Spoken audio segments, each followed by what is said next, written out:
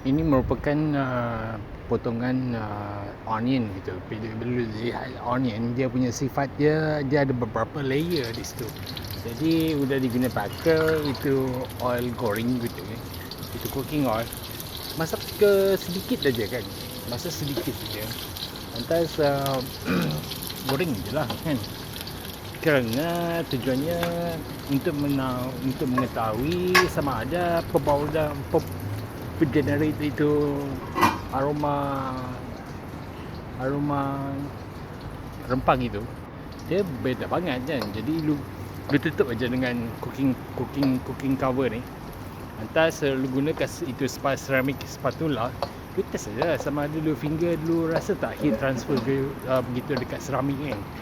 Lu lihat sendirilah bagaimana gua test itu thermodynamic transfer gitu kan. Itu thermodynamic transfer. Jadi ya udah, spatula ceramik tu enggak ada rasa apa-apa perbezaan ceramik transfer. Udah konfirmasi dia merupakan ceramik elemen yang diguna pakai untuk elemen transfer itu.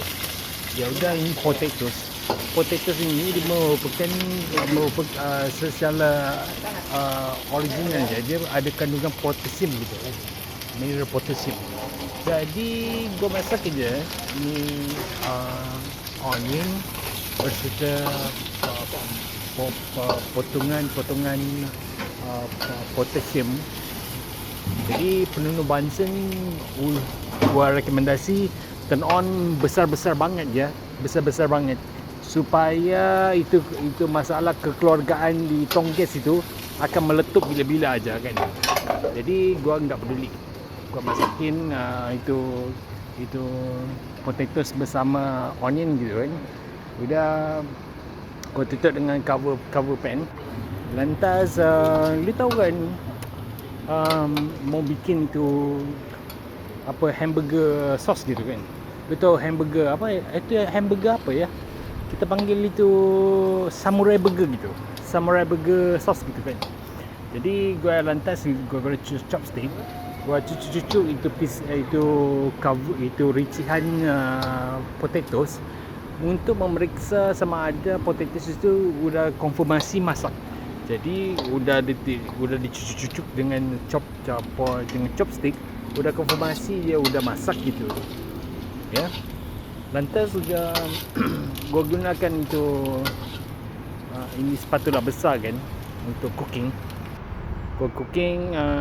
Jadi lu mau tahu bagaimana itu mau bikin itu sos apa kita panggil apa itu lu tahu tak itu flour digunakan untuk kek kahwin kan. Gua kan mau kahwin baru kan. Jadi gua mau kahwin baru, jadi gua gunalah itu flour kahwin gitu kan. Gua masuk je lah bersama dengan apa nama potatoes tadi, itu gorengan potatoes. Jadi lantas gua enggak boleh share bagaimana ia proses dia jadi sos gitu kan. Jadi lu mikirin sendiri lah, lu carilah solusinya sendiri. Kalau lu mau bikin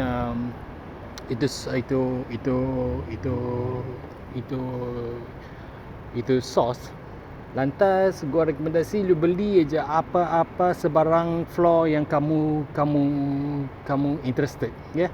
Tapi macam gua mau kahwin baru kan. Jadi gua mau kahwin baru, jadi gua guna itu flour